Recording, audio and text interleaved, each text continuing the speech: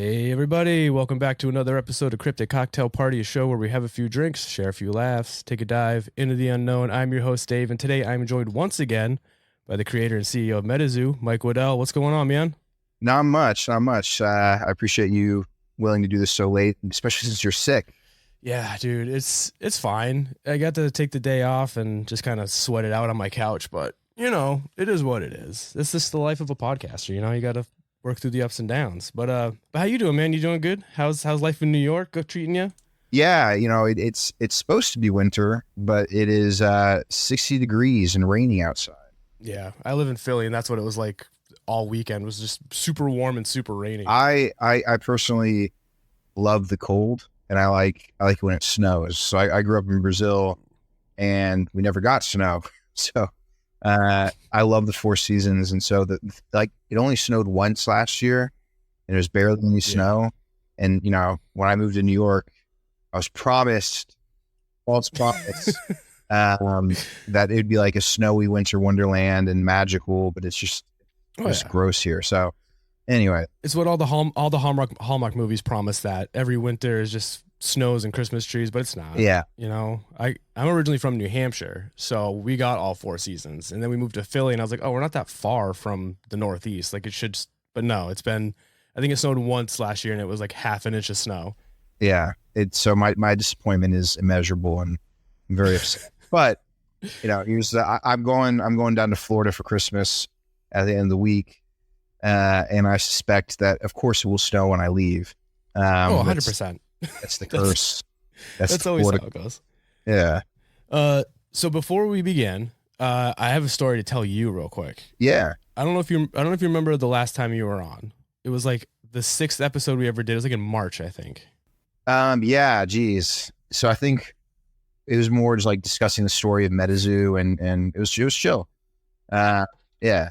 Yeah. But you want to hear a fun story. So after that interview concluded, I was like super stoked. Like, hell yeah. I'm going to wake up in the morning. I'm going to edit it. I'm going to put it out. And then that morning I go outside to get ready to go to work, and my car isn't where I parked it. And I was like, oh shit, maybe it got towed, because I do park it in the back of a grocery store parking lot. So I called the number. They're like, we have no idea what you're talking about. That car never even get calls for back there. And so I called the police. Turns out my car was stolen either during our interview or directly after we got done talking. I'm not saying that I was involved. But I'm just, if I were to be involved, I was just there for distraction, and I'm not liable for anything. Well, that's what I was like, he made me get my guard down, and he's the reason why my car is stolen now. But yeah, so it was like one of the best days of my life, just followed up by like the most stressful 2 months of my life after that. But were you able to find it, or did you file police? Oh yeah, no, they found it 2 days later, and it was completely totaled. Whoever drove it was driving it over like fucking fire hydrants and shit, and they racked up, I think, like almost $1,000 in like red light camera bills that went to my house, and I had to fight them. It was all bad. Jeez, yeah. I had a similar thing with my car, but it was my friends driving it and my brother driving, and racking up, red light fines and stuff. So that was fun. Yeah. Geez. Just the price you pay for living in the big city, Yeah, right. Did you hear what they're doing with New York with the I think it's $17 every time you pass over or something like that? Yeah, the congestion lights or whatever the fuck. Yeah. Good Lord. That's gnarly, dude. That's so fucked up. I don't know. Yeah. And so I'm never driving my car again. And yeah. Oh, hey, all right. Michael, do you like Mike or Michael? I don't even know. Either or. All right. Michael, today I have an episode for you. Now, I gave you two options before we started recording, and you chose the first option for now. We'll see if it leads into the second one. But today I'm going to tell you, since it's Christmas time, one of my favorite Christmas cryptid folkloric tales. Do you know, are you familiar with any, besides like Krampus, are there any other ones that you're familiar with? So I know some Brazilian ones. Okay. But I don't think there are too many here in the US, are there? No, there's pretty much none. Yeah. I mean, other than like maybe the Dutch brought some over or something like that, but, or maybe some down in Louisiana, but I'm pretty sure our Christmas folklore is pretty much Santa and Coca-Cola. Pretty much, yes. Well, today, Michael, we're going to be going to Iceland. Ooh. Okay. So, Christmas time, it's a magical time of year where we gather with our loved ones, celebrate the birthday of a demigod, get absolutely ripped on like spiked eggnog at the Christmas office party, and partake in rampant capitalism just to, end up disappointing your friends and family with a gift of like 7-Eleven scratch tickets that you put in a card because you were too lazy to wait in line at Target. That's what Christmas is for me, anyways. I don't know about you. But for the most part, Christmas time isn't supposed to be like a nightmare fueled murder fest caused by hideous monsters that want nothing more to do than like torment your children. At least not here in the States, like we said. We've all heard of Krampus, the humanoid horned goat demon of Central and Eastern European folklore that likes to beat children with a switch and then put them in a wicker basket, As he should. then saving them for a late night Christmas snack. Or Belschnickel of German and Pennsylvania Dutch folklore. So this one kind of is in the area, and it was most famously played by Dwight on The Office. And that seems to be like a running theme in the stories. He also likes to beat children with a stick for misbehaving. But as far as I know, he doesn't eat them, so that's pretty good. That we know of.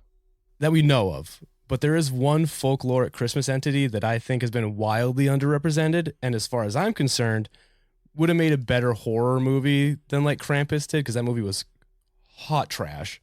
And that is the Icelandic ogress known as Gryla and her 13 nightmarish children known as the Yule Lads. Are you familiar with them at all?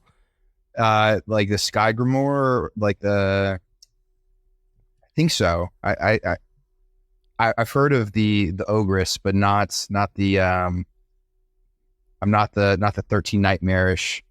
The Yule Lads? Oh man, Yeah. well, we're gonna get into it. All right, so Gryla in Icelandic folklore was first mentioned in the 13th century in the Pros Edda, but in this telling, she wasn't associated with winter or the holiday season at all. She was just like a big ugly troll lady that lived in a cave. It wasn't until around the 1800s that she was first associated with Christmas in the poem titled "Poem of Gryla," which got into the details of her and like her 13 children, who were just the fucking worst. So.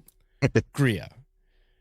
Early descriptions of her, and there are many descriptions of her throughout the years. Some say she has like 2 heads, 15 tails. She has like 2 eyes on the back of her head. I don't know. But this one source described her as an ugly, wretched giantess who lived in a small hut on the edge of town, who would basically just mosey around the village and beg, trick, or trade parents for their children so she could boil them alive and eat them. And the more that those children were basically just like little shits, the better they tasted to her. So,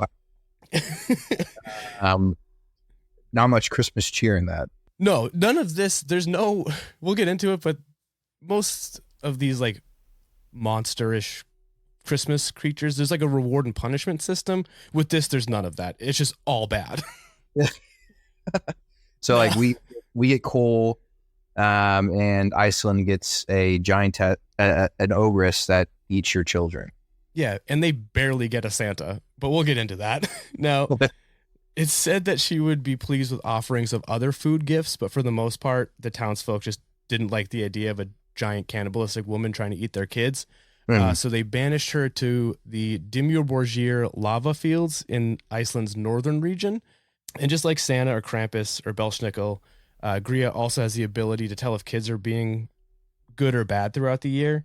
And when the winter months come, she comes down from her lava cave to wander the villages that surround it to just straight up kidnap small children from their homes so she can bring them back to the cave, where she then boils them alive in her cauldron to make children stew. And like I was just saying, the thing about like Krampus, Belschnickel, those kind of things is that there's a punishment reward system in place. Like Krampus is Santa's right-hand man, and then Santa rewards, Krampus punishes. Belschnickel is both. He does like both the rewarding and the punishing. Gryla, no rewards. Just wants to straight up eat your kids and boil them into a stew. So where are we at so far, Mike? How you feeling about Gryla? I'm glad that I'm not Icelandic for various reasons. But you know, I kind of like the cool system. I mean, it's good to have like a reward punishment system, but I feel like the murder of children is a little like. Yeah. I was terrified of getting coal as a kid. I can't imagine the existential threat of potentially being eaten. In gory Yeah. detail, all the way. Jeez. Oh yeah. We'll get into how fucked up it really is later on because there was a law put in place at one point. Well, I mean, like, it's pretty metal that she lives in the lava fields Yeah, rather than and then like the forest. She's like, oh yeah, no, my hut's in the lava fields. Wow. and the name of the lava field is Dimmu Borgir, which is actually the name of like a really like brutal satanic black metal band, which makes it even better. All right, so I think I need to clarify something, and I know I said that the more they misbehaved, the better the kids tasted to her, but that doesn't mean she only took the worst of the worst. If your kid, all right, for example, let's say just one time out of the year, someone sneezed near your kid and they didn't say like God bless you, fucking he's getting scooped. And she will take any kid who isn't pretty much like a saint.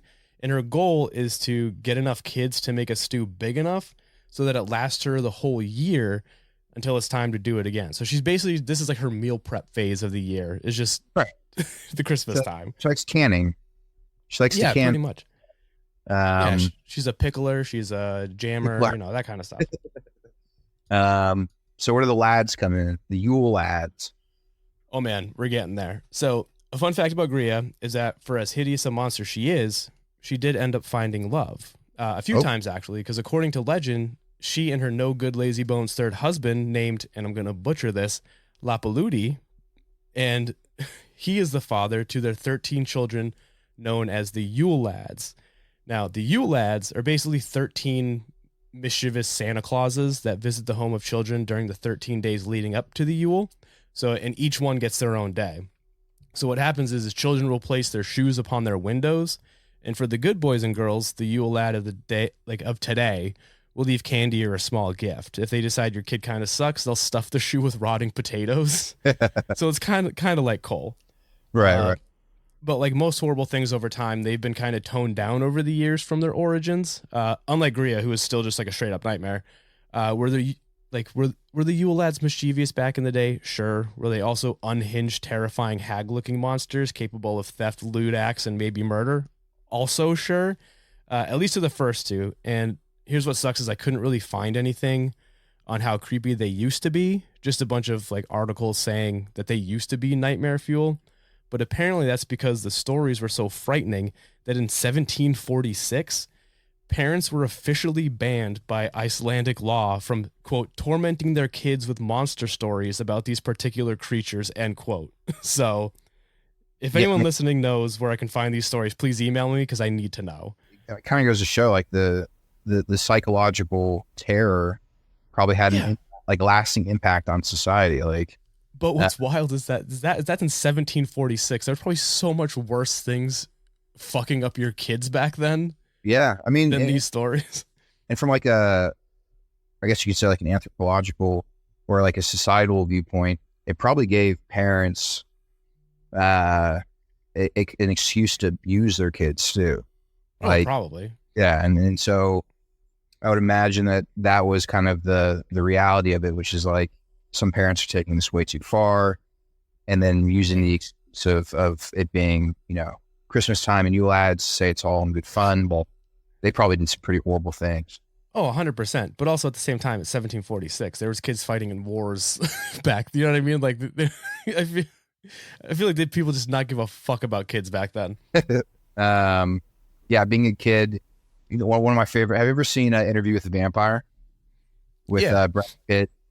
Like one of my favorite quotes from it is like opening scene, and Lestat is like, "I was 17 at the time, and by then I was a grown man." And it's like, yeah, kind of, back in the day, Oh, you yeah. even before puberty, you had like, depending on the household, you had adult duties. Oh, yeah. Um, Dude, even back then, like if you might have been a man at 17, but you were like a full grown woman at 13. And like as soon as you could produce a child, you were like, it was super fucked up back then. yeah, it was. And you see like videos and photos of quote unquote kids like Oh, on the dude, they're streets. haggard. They looked So old. It's so All right. Well, let's dive into something a little less sad. sure. Okay. All right. Well, today the Yule Lads, they're basically just like Snow White seven dwarves. And by that I mean they have all the very distinct, they have like all of a very distinct and very specific personality and a pretty on the nose name that kind of accompanies that personality. Like think like sleepy, dopey, that kind of stuff. Right. So you want to find out what these dudes are all about? Yes, sir. All right. So we got Sheepcoat Claude. His whole thing is that he likes to sneak into farmer sheep sheds and then suck on sheep's nipples. And he also has a peg leg. Next up, we got Gullyhawk, and he enjoys stealing the foam from the buckets of cow milk. No, we got Stubby. He's a short king that likes to steal food from frying pans. Spoon Licker, pretty self-explanatory. He's a thief and likes to lick spoons. Pot Scraper, aka Pot Licker, again, he'll steal your unwashed pots and lick them clean. And then we have a lot of these involve licking. We have Bowl Licker. His whole thing is that he will steal bowls of food from under your bed because I guess back in the day, Icelanders used to store foods like bowls of food under their bed. I don't know. We got Door Slammer. This is the most annoying one in my opinion. All he does is stomp around and slam doors all through the night like a bad roommate, just like keeping you up all night. Skier Gobbler. He likes to eat your yogurt. Sausage Swiper. Loves to eat sausage, especially stolen sausage. So he steals and eat your sausage. And then, we got Window Peeper. He likes to creep around the outside of your house. So it tells you he's the least popular one. Yeah. Then we got Door Sniffer. He's got a big nose that he will use to sniff out bread from under doors. Meat Hook. He carries a hook and steals any meat you got hanging around. And then we got Candle Beggar. He steals your candles, which apparently were super rare and sought after during the time. But those are the Yule Lads, and they're all kind of fucked up.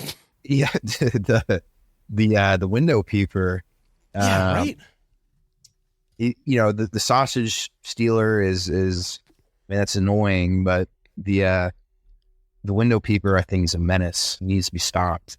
Yeah, he's definitely not an ideal character to have around, especially around your children. Fuck, man. This is technically a children's story. It's like one's like, I steal the foam from milk. I lick your bowls at night. And then the guy's like, I peep into your house through your windows and stare at you while you sleep in chain clothes. It's like, geez, calm down, dude. Like, yeah, he's a deviant and must be stopped at all costs. Now, there's another thing that I forgot to mention. We talked about Mama Gryla, the deadbeat dad, and the 13 nightmare children. But to close out this segment, we have to talk about the family pet known as the Yule Cat. Now, the Yule Cat is the house pet of Gryla and her sons. And honestly, I think the Yule Cat is the most fucked up part about this whole story. So the Yule Cat is a monstrously huge cat that appears on Christmas Eve and silently stalks the villages while everyone is asleep, assumably dreaming about sugar plums or something. Now, this massive black feline does not care whether you are young or old, good or bad. It will just straight up fucking eat you. Like, this thing ventures out once a year and just chooses violence every time. And the only thing that can assure you won't be getting disemboweled by a demon cat, and I don't know, but somehow it knows this, is that if you receive at least one article of new clothing for Christmas, he will not eat you. So, I guess don't complain if you get socks for Christmas, I guess, because that seems to be the propaganda. Because everyone complains about socks. I love socks now that I'm older, obviously, but I can imagine if you're a kid in Iceland, like what kind of toys would they be getting? It's like, here's a walrus tusk, or like here's some socks. I mean, socks would have to rank pretty high up, right? Like in terms of riveting gifts that you could get. I feel like in like 13th century Iceland, I feel like any sort of like basically basic necessities would be like a godsend to anyone back then. Yeah. Maybe not so much now, but I mean, back then that was probably a huge get. Yeah. All right, Mike. Well, that is the story of Gryla and the Yule Lads and their fucking nightmarish cat. How you feeling about it? I'm surprised I've never heard of it. You know, in the recesses of my mind, Yule Lads sounds familiar, but I'm sure that there are other Yule Lads out there. You know, it's just one of those, you know, those names that is very Christmassy and describes elven-like creatures. Yeah, they do look like, I don't know if you like the Icelandic gnomes. Like they just kind of look like that, but there's 13 of them, so they do kind of look like little elves. But also with the name Yule Lads, you'd think they'd be way more chill. Yeah. Like Yule Lads is such like that's what you call your boys when you go out like for an ugly Christmas sweater party. You know what I mean? Like, Yeah. Or it's like a band that makes fun of Christmas songs or something like that. oh shit, I bet that has to exist. There's no way that doesn't exist. Or like an OnlyFans, you know. Anyway, so no, I've never heard of that. We definitely got to be making that into a Christmas card. That'd be a cool little series. And like they have all 13 Yule Lads, but on separate cars, and have them somehow work in tandem together if they're all in the field together. Yeah, like go lick somebody's bowl or steal their sausage. Why do you have to make them so creepy? That's my question. I don't know. I mean, it kind of goes hand. I feel like because my grandparents used to live in Iceland, and for some reason, every year for Christmas, they would get my older sister these like Icelandic, like gnome troll like carving statues and stuff like that, and they were all fucking nightmarish. And she's like 12 at the time. Like, like nothing about it seems fun. Well, I guess if you look at it, like Elf on the Shelf is kind of terrifying, right? Like it moves. Like what is it? It moves if you. I see TikToks of kids screaming in terror when like when parents show them videos of them like off camera moving the elf on the shelf, and like the elf is like stealing like cereal and stuff. So like Elf on the Shelf is terrifying. Well, my dogs are barking. 1 second. Yeah, it's all good. My dogs are doing that downstairs right now. So, what is the like? There's a creepy aspect to it though. What is it? The only thing I know about Elf on the Shelf is that I think they're meant to cause trouble. Yeah, yeah. I think the point of Elf on the Shelf was that it was supposed to be like like a baby cam for Santa. Like he's always watching you to make sure you're doing good. But then he also gets up to mischief himself, so I don't understand the point of it. All right, so I'm like, once everyone goes to bed, the scout elf, the Elf on the Shelf, flies back to the North Pole to report to Santa the activities, good and bad. So he's basically Santa's eyes. He's a fucking snitch, is what he is. And by hiding in a new spot around the house each morning, the the elf plays an envoy game of hide and seek with the family. Guys, relax. And gotcha. So it's like he's a snitch. Yeah. Yeah. He's the Christian version of this fucking window peeper Yule Lad. Oh wait, well, so the magic. He's magic now too. There's only one rule that you have to follow. So I will come back and be here tomorrow. Please don't touch me. My magic might go, and Santa won't hear all I've seen or I know. Yeah, that's terrifying. If I were a kid, so the kids aren't allowed to touch it, or else it's not going to report back to Santa if you've been good. Yeah, so that's kind of like that's like gaslighty shit, kind of. And that thing is like living in your house and moving around the house as a kid. So like, if I were like 6 years old, I'd be terrified of that. Yeah, that's not ideal. Yeah. So there we go. In American tradition, right there, something that's creepy and nanny state like and a little messed up. And that's like relatively new, right? Like that wasn't always a thing. They didn't have that when I was a kid. It's a 2005 book. It's like a children's book from 2005. Think about that. Okay. It's not even 20 years old. Do you think in like 200 years there's going to be a podcast like mine where they're going to be going over the fucking creepiness of the Elf on the Shelf? Elf on the Shelf sniffing panties and yeah, stealing Santa's cookies so Santa doesn't leave gifts, and yeah, it's all messed up. It's all bad. But yeah, man, that's time. It'll be creepy. Oh, 100%. Give it at least like 100 years, and we'll all look back on it and be like, wow, that was a really fucked up era in our in our society. But yeah, man, that's the story. I don't know how much time you got, but if you wanna, we can either end it here or we can go into some questions from some followers. We can do like 10 minutes of questions. Yeah.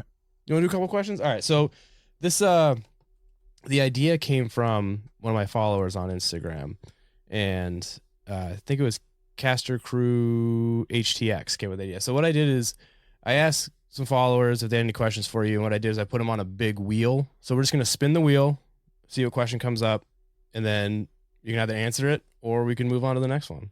All right. Dope. Okay. After a night out on the town, let's say you went out, a couple beers. What's your go-to, like, I need to sober up drunk meal? It's usually pizza.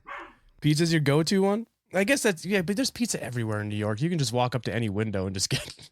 Right. Yeah. There's a place right next to me that's it's like Ray's Pizza or something like. Hey, Rocky, relax. Ray's Pizza, and it's decent drunk pizza food. Or if I'm too lazy to do even that, I'll just order like a bunch of stuff from 7-Eleven. Hell yeah, there you go.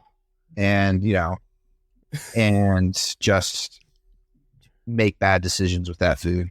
Oh yeah, that usually ends with like the worst gut rot you ever had in your entire life. But usually that's the next morning, so you don't have to worry about it immediately. In the moment, it feels great. Yeah, yeah. So sober you versus you in that moment, they're separate people. So really, you're not undermining yourself. You're undermining the person that wakes up in the morning. Drunk me is a completely different person. We're not related at all. Yeah, exactly. All right. The next question is you've been to your fair share of cons, cryptid festivals, and like trade shows. What's like the wildest thing you've ever experienced while attending one of those? It's a good question. So this happened at Cryptid Con 2021. There was and this speaks to the kind of the power of what MetaZoo is doing. But there's a woman there, and we were handing out Nightfall cards there and booster packs. There was a woman there with no connection. I think she was British, to any of the underlying folklore that's associated with the Wendigo. Yeah, who was very, very, very upset that we had Wendigo on our booster packs, and she was like, "You don't know the power of it. Like you're basically like satanic, It's not a Satan thing though. But that level of like superstition, right? Where it's yeah. Where it's like, hey, so that was pretty crazy. Understandable, right? Like a lot of people do take this stuff seriously, and yeah, we're tapping into that and trying to make it more accessible and normalized, because I think it's awesome to be able to do that. And I think we are seeing a boom in the cryptid community. Like Mothman Festival this year had like 20,000 people at it, and the years before that it was like a couple thousand. Oh yeah. So but you're gonna hit those awkward moments where you come across somebody that truly believes this stuff and all the associated mythologies, and they're mad that you're invoking it and not like treating it with the proper respect. Right. But there's no way around that. I'm sure that Pokemon had activists against, and I mean, I know they had PETA. Yeah. Now that I think about it. So you're never gonna be able to please everybody, but to see that encounter in person was interesting, because you hear about it online. But dude, I remember that whole PETA thing. They came out with some really fucked up like comic book or like webtoon or something like that, and it was like super fucked up, and they were like marketing towards children. Like it was like really bad. Yeah, PETA, interesting. And anyway, so I'm trying to think of other crazy experiences. I just love that she was British. She had nothing to do with like Native American. Like, if anything, no, she's the reason why some of those mythologies don't exist. Well, not her, but like the British are the reason why a lot of those things are wiped out now. True, and that survivor's guilt. That's what it is. And this stuff is so delicate, right? I mean, think about this: like fearsome critters, tens of thousands, hundreds of thousands of people know what fearsome critters are because of MetaZoo. Yeah. Where before it was a dying folklore. There were only a few books published about it in the early 1900s, and they were disappearing like a lot of the lumberjack lore. So with how delicate these things are, it's almost like a forgotten language, right? Like their languages die out because nobody speaks them anymore, right? Are you ever? This isn't the next question, but I do have a follow. Like, are you ever worried that the lore of MetaZoo is going to get people confused with the actual lore of the actual cryptids in the game? So I've been giving that a lot of thought, right? Because it's good that you're bringing the cryptids to the forefront of everything, but the lore of MetaZoo isn't quite what. Yeah, because you continue. You know what I'm trying to say. Yeah, no, it's a really good question, right? Because so there are a few ways of handling that. One is by trying to stay true to the core of the mythology behind each cryptid. So, representing it in a good, like, no, but nobody knows this, but like in the manga, for instance, when we encounter Piazza Bird, he's still embedded in the, or recently escaped from the rock face that he is in Illinois, right? Yeah. Like, and so you touch on that and you kind of bring that story to life, because a lot of the stories for, I would say 95% of these cryptids, they're not well fleshed out. Yeah, there's right? not a lot there. There's not a lot there, right? Yeah, there was like an incident one night in like 1953 of a bunch of drunk dudes, firing at empty cans, and they saw, a little critter fly across them, and they were like, "It's a cryptid," and that's the sense of the story, right? That's pretty much the story of like the Enfield monster. Exactly, right? So.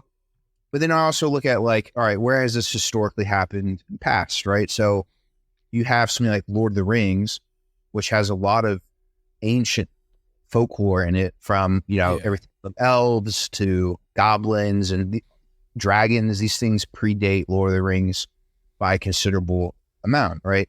And they have mythologies and history that predate, the Lord of the Rings being written.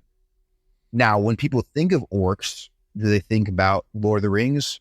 I would say, majority do, right? But they also might think of Warhammer 40K. They might think of World of Warcraft. They might think of any number of things that orcs have shown up in. But I think it all just depends on what level of nerd you're at. Yeah. But the understanding is that these things are public domain, and they're public domain because these are parts of the mythology of Europe, right? Yeah. Like no one's going to think that the concept of genie comes from Aladdin, right? Like the Disney movie. They yeah, it's true. they probably most know, like, hey, the concept of the genie came from some mythology out of certain Arabic countries, right? Yeah. And so their mind goes to a well-written, well-known story that is fictional first, but the underlying understanding is that there's something real that backs it. So in order to facilitate that in the story, the cryptids are all named. We're thinking about adding things that are like, the actual backstory behind the cryptid, newspaper clippings and stuff like that to the back of the manga.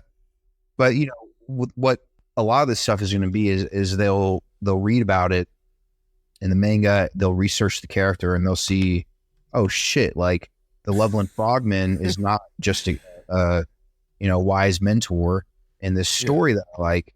There's actually a true story behind all this stuff, and there's even a museum, and there's a castle, and the castle's real. Oh my gosh. And so MetaZoo has that power where it's like you can actually look up the characters that you fall in love with in the manga and the story and the lore, and realize that it's actually happening right now. Like it's folklore in action. That's a great answer. I do like that you're trying to weave in the actual story with the lore of MetaZoo, because it is. I mean, I guess MetaZoo is a good, if you don't know anything about cryptids, you'd want to look, if you know that they're already based off real things, if you're interested enough, you will seek out the actual story. Right. And just by virtue of a Google search, Loveland Frogman might end up being the first Google result, or Mothman, but when you search for it, like the second, third, fourth, hell, even the first result might be, the actual story and links to all these different things. And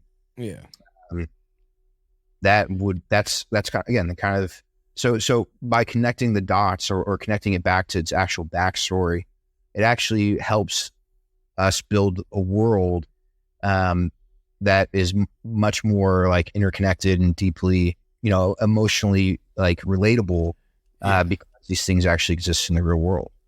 It's almost awesome. Like if Pokemon were real. It's like if I search for Charizard, or if I search for Bulbasaur, and it's like, oh shit, like people think that in Japan this little Bulbasaur creature is actually running around and their museum is dedicated to it. Like that would have added so much more depth to it, Yeah, no, I get you. All right, perfect answer.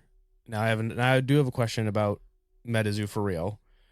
Not that that wasn't about MetaZoo for real, but as sets are being developed, do some like cryptids, spells, etc. not make the final cut? And if so, what were some of the ones that you liked that maybe didn't make it into a set, or maybe you ended up using them for like a different set instead?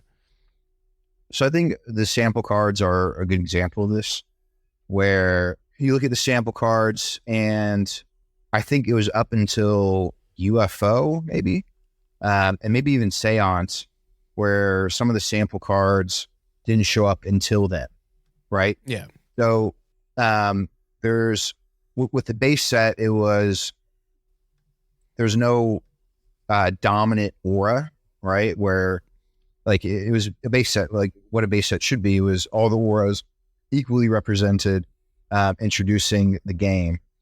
And the game that I had to play on my part was like, all right, do I put all the coolest cryptids and stories in this first set, and leave everything else, all the other sets that succeeded without any of their big bangers, right? But then the flip side of that is you potentially neuter the base set by not making it cool, and then no future sets exist because the first set wasn't cool enough, right? Yeah. So you had to found like a good balance, and then also want people like wanting more, or else they wouldn't return, kind of thing. Exactly. Like, Gotcha. what would Nightfall be without, the Wendigo, right? Yeah. And Mothman made a second appearance, but like, the Headless Horseman. Imagine if those two showed up in base set, and we took that stopping power out of Nightfall, right? And the same thing goes for Wilderness and UFO. We had to essentially reprint like the Flatwoods Monster, right? But that Flatwoods Monster is significantly less popular than the base set one, right? So I love the UFO Flatwoods Monster, but it's not the classic design though. That's the issue, right? No, and I love it too, and also there's a typo on the UFO one. Yeah, I think it says Washington instead of West Virginia. Yeah, we're notorious for our geo info being a little stuff. But you got it right on all the other Flatwoods Monsters, so I mean, you get a pass on that one. Yeah. But it's interesting, right? Like every cryptid that I wanted to show up showed up. I mean, if you think about it, we have War, and that's the final set of the block. Yeah. And are there cryptids that were left out that would have been really cool? Absolutely. Did I discover them after my initial research? Most of the cool ones I discovered happened after initial research, right? And after that's not to say that you can't go back at some point. You know what I mean? Well, the final block that we have planned, right? So we have Cryptid Nation, Yokai Island, Grimm's Kingdom, and then we have Cryptid World, right? Which is an amalgamation of everything. We're going to have all sorts of cryptids that are North American based that didn't show up in the first block that show up in that, right? So there's always time, right? To do those kinds of things. But the reality is that the cryptid lore is continuously evolving. Like when we get to cryptid world, I mean, it might take us 10 years to get there, 10, 15 years, right? You're telling me that there won't be new cryptids that show up in the meantime? Of course there will be. That's right? valid. There's always something weird happening. Yeah. So, I mean, just look at the Mexican government. I believe it was Mexican government and their little aliens that they had like a congressional meeting about. Oh, the mummy thing? You know what I found out about that? I found out that wasn't actually a congressional hearing. It was basically a town hall where anyone could go to. And that dude who presented those mummies, this is like the third time he's tried to present, quote, alien mummies. And the 2 times before that, he was found out as a fraud and they were fake. So I do not trust that guy. But it went viral and became a cryptid, right? Essentially, functionally became cryptid. So yeah, it's a living and breathing folklore, right? And so, it's our job over the years to keep track of these things and make sure that the coolest ones are represented and the most important ones are represented. But, the moving region to region allows us to kind of open it up a bit, have a base set that's like, the base set of Yokai Island will have to have that same balance because the history of yokai in Japan is as rich, if not richer, than cryptids in the U.S., right? So, because those have been going back for centuries. Yeah. And so, it's people always ask, like, are we going to run out of cryptids? And the answer is absolutely not, because you can. You can't. The good thing about MetaZoo too is that you don't focus solely on cryptids. You got ghosts, you got like paranormal beings, you even got Hatman, who like is just like a fucking dream demon. Like, it's not just cryptids. There's the paranormal world is so fucking vast and massive that and ever evolve. Like, yeah, you'll never not have something. Like, I remember, I don't know if you guys ever finished them, but there was the Beastie Ambassador thing where you had like Leorna, the Drop Bear, Loch Ness, I think was another one, and was there a Jinn one?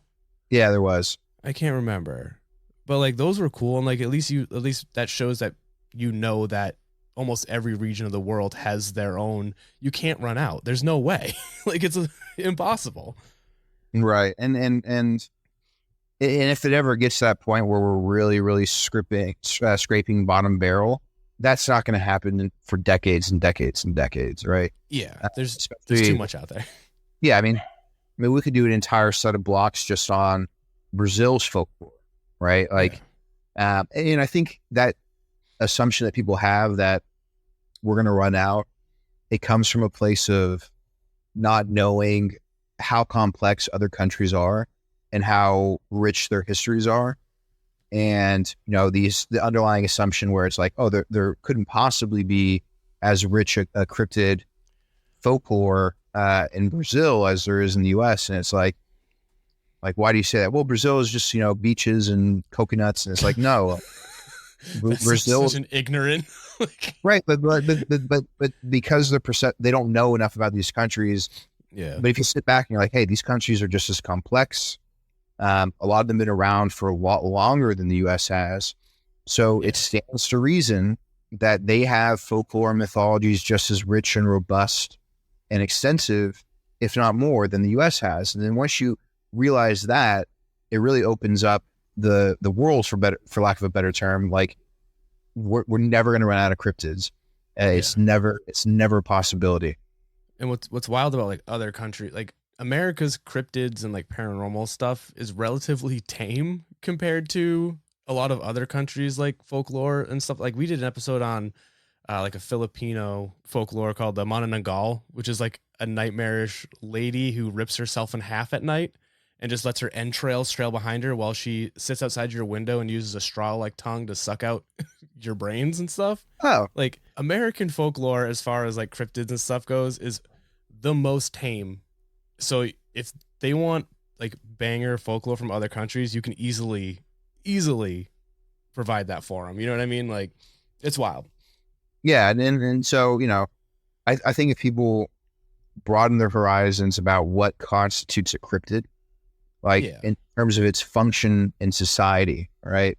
An unexplained phenomenon that people believe to exist and to be real, and usually with a creature associated with it, be it a ghost, an alien, demon, or something that crawled out of the forest or crawled out from under the earth or fell from the clouds. All those are cryptids, right? Yeah. I mean, technically, kind of, I guess. Technically, right? Like in I terms of guess. their function in society, in Yeah, society, right? that's fair. Like no one's going to say that, you know, a yokai that's a living sandal is the same as, you know, as Mothman, right? But if you step back and you say, well, I mean, the sandal is a story that somebody told about a sandal coming to life because it was really old and it did a bunch of hijinks around the house. That's not that different than people reporting that they saw, you know, the Enfield monster in a rose bush, right? Like it's technically the same. And if people believe it and propagate the story, then it becomes part of the culture, then its function is the same. Yeah. So I tried to do an episode on one of the yokais, and it's my worst performing episode because it's so old that they're like, well, no one believes this now. But like the stories are so good. Like, why would you not want to learn about it? Well, and that's the people in Japan, because it's so entrenched in their culture, a lot of them actively do believe this stuff. Like the level of belief that people have for something like Bigfoot, that level of belief applies to so many more creatures in places like Japan. Like you were talking about Iceland before. In a lot of those countries, the active belief that these things are out and about, like fairies and stuff like that, in a lot of places in the world, they actually it's collectively believed that these things exist. And it's not like some kooky guy on the Discovery Channel or the History Channel chasing Bigfoot. It's like you talk to any normal person and they might have a story about a fairy that they encountered in the woods, or their grandmother did, or something like that. Like, so it's much more normalized in those countries. Yeah, it's more ingrained in their culture, and their cultures have been around so much longer than America. Like, you know what I mean? Like, we didn't grow up with Bigfoot. You know what I mean? That didn't become a thing until like the 60s. It wasn't ingrained in our culture the same way it is. Like, it was not in our belief system. Other countries, these things are so embedded in their belief systems as far as either religion or just like culturally, that of course they're gonna have put more faith into it than we do, say, like a Bigfoot or a Mothman. And it's not, and with that age comes with how that belief manifests, right? It shows up more in art. It shows up more in literature. It shows up more in cultural festivals. And all that perpetuates, like, imagine, like, we all learned about Bigfoot as a kid, but maybe like even the chupacabra wasn't around until like what, 2005? Well, that one's kind of iffy because there was a story before that, like before the 90s, with like a bat thing. I don't know. It's like a vampire thing. It was a whole thing. But yeah, it was popularized, right? It was pretty much late 90s, early 2000s. Yeah. And just now we're seeing it show up in beers. We're seeing it show up in shows. You know, one of the first shows that very early on adopted the idea of the chupacabra was Venture Bros. And, you know, on Adult Swim, they had a chupacabra jump out of the hangar or the landing gear of one of their planes, you know, and it's killed. And then Brock Sampson's like, goddamn chupacabras. Every time I go to Mexico, they stow away. Right. So now you have kids that grew up watching that and they know what the chupacabra is. Right. Like, and so with enough time, the stuff gets more ingrained. But just what I do in my free time is I search for books that mention, like, the oldest books that I could find in the US that mention cryptids. And, you know, cryptozoology is actually a relatively new term, right? It's only been around for decades. So what do you search for if not cryptids, if you want to find these old books? Well, yeah, fearsome critters that are part of the lumberjack lore. But then, like, what about like before that? Well, you could search like for folklore in the US but those books only really started showing up like in 1865 plus. Yeah. And they're mostly like old wives' tales. Like they're like, you know, and some of them were outright just like racist. Like I, I have one book. I'm not surprised by that one bit. I have one book, very, very popular book. I think it was published in 1873. And it's one of the first books on American folklore published. And they have an entire chapter dedicated to the Wandering Jew. And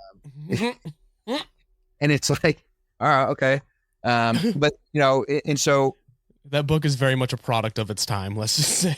Oh, no, of course. Yeah. And so it's interesting to, but it goes to show you that like, it's stories like that are like, have vague undertones, if not outright overtones of racism, you know, involving slaves, involving indigenous populations. And think about it, in the 1800s, 1700s, the most quote unquote mystical stories you could find around were probably coming from the local indigenous populations, right?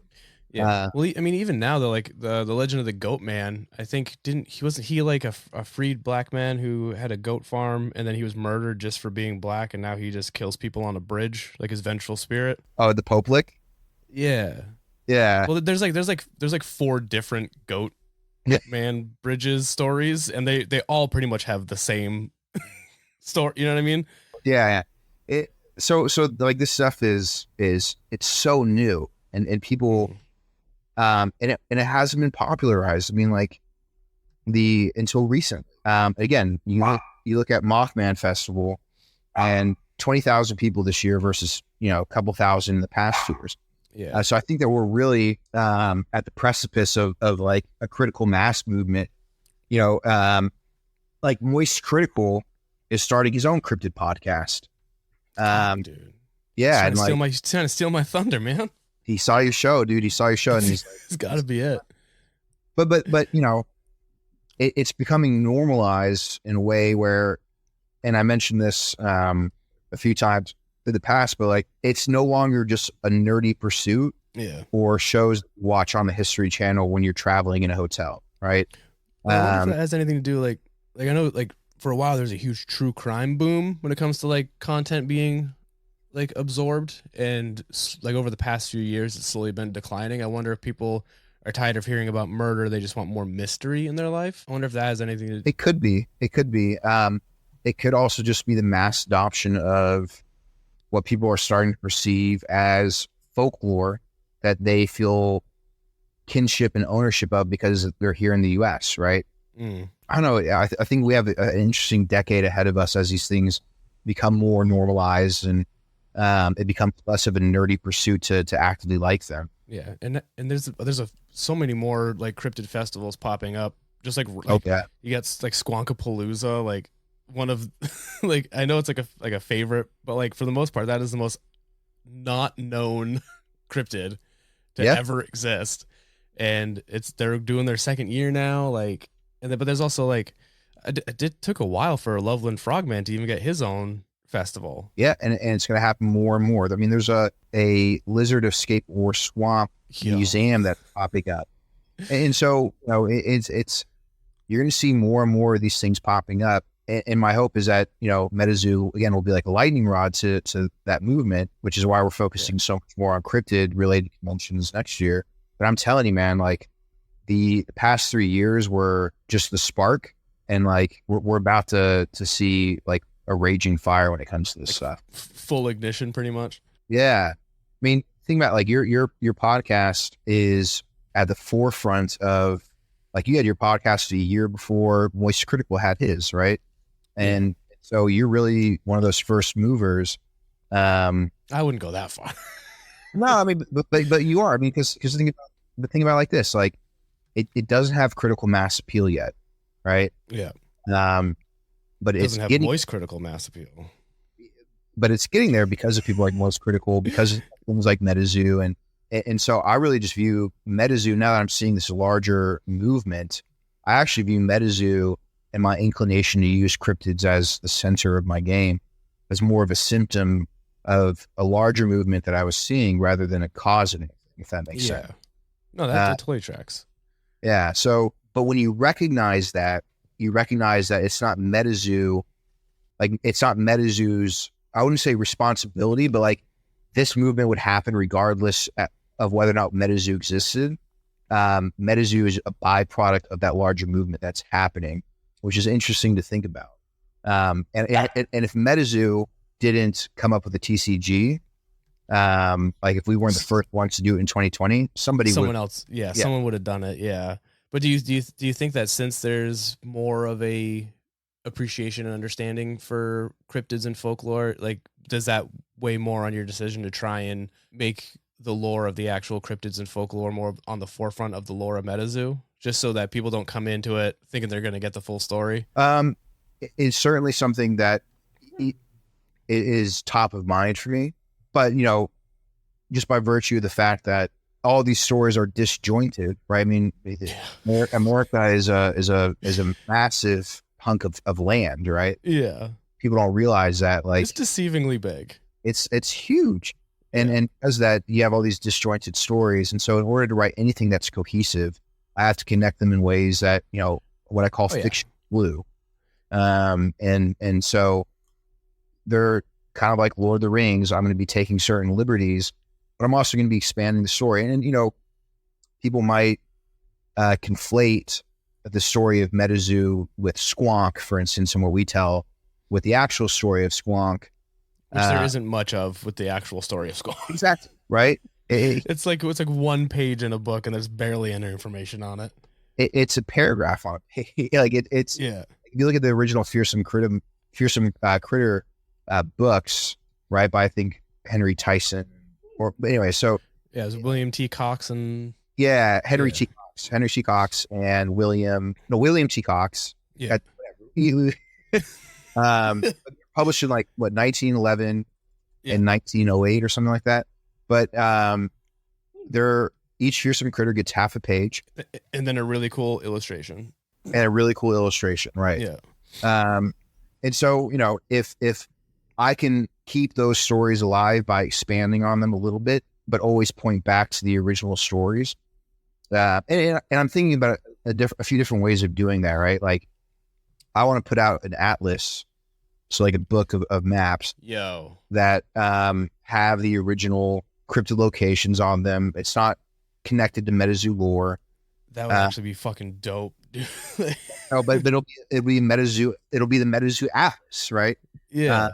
But you know, but it'll have, so you can reinforce the actual history and use the fictional history as a way of championing that original story. Yeah, that's amazing. We're coming up on an hour. I don't know if you want to do one more question or one more question to close it out. All right. So I don't know if this is true or not, but I think I read it somewhere that when you were in college, you used to go into the Bunny Man tunnel to try and hunt for the Bunny Man. I went out there a few times with my friends. So my that wasn't the question. That was just me making sure that. So that did actually happen, right? Yeah. All right. Have you ever personally had like a paranormal UFO or like cryptid encounter yourself? I've had a few paranormal experiences. The most recent one being this is gonna be funny, right? I was cooking pasta for a friend of mine. We were drinking wine and cooking pasta. And my apartment is in a building that was built in 1903. So it's old as all hell, right? Like, yeah, as far as like old buildings in New York City that are still up and functional, that kind of stuff, it's one of the few, right? So we're cooking pasta, and I was like, you know, the friend was Italian, and I said, don't tell your mother this, but I'm gonna break the dry pasta in half so it fits in the bowl, in the pan. My friend laughed, and then after, in the midst of that, right in between us, we heard a woman's voice say, "No, that's not how you do it." Oh, and God. At first, I thought that she said that, and I was like, "Did you just say that?" And she's like, "No, but I just heard that." And then she repeated what the voice said in between. Dude. And we were sufficiently creeped out. Let's just say that. I would have bailed. I would have been like, "Fuck this! I'm gonna leave all my stuff, and I'm just gonna move. The other thing that has happened in this apartment is I used to see it, but I don't see it anymore. Is I used to see out of the corner of my eye whenever I was in the kitchen what I could only describe as like a black cat running out of the kitchen into like the dark hallway that's like leads to my laundry room. But I haven't seen that in like over a year. So Dude, do you have a ghost cat? I but it's funny because I got my new dog, Raven, is a pitch black, long-haired mini dachshund. Yeah. And she does exactly that. So I don't know if 80% of the time I'm seeing Raven and the other 20% I'm actually seeing the little ghost cat. And I'm just like, oh, it must be Raven. But so there's a chance now that it could still be happening. You're just unsure. Exactly. Shit. I had another friend who said, when we had a slumber party, the friend was very in tune with things. Mm-hmm. And the friend said, you have 4 spirits that live in your apartment. Oh no. And I'm like, and my friend was like, and they're in the bedroom like right now. And I was like, oh, dope. Sick, dude. Oh. I'm going to ask them to leave though. Thank you. Yes, please. Don't worry. They're all friendly. They're just checking in on us. I'm like, oh, great. I still don't want that. Yeah. Privacy, please. Yeah. So yeah, there are a few instances in this apartment, but I've never gotten a bad feeling about anything.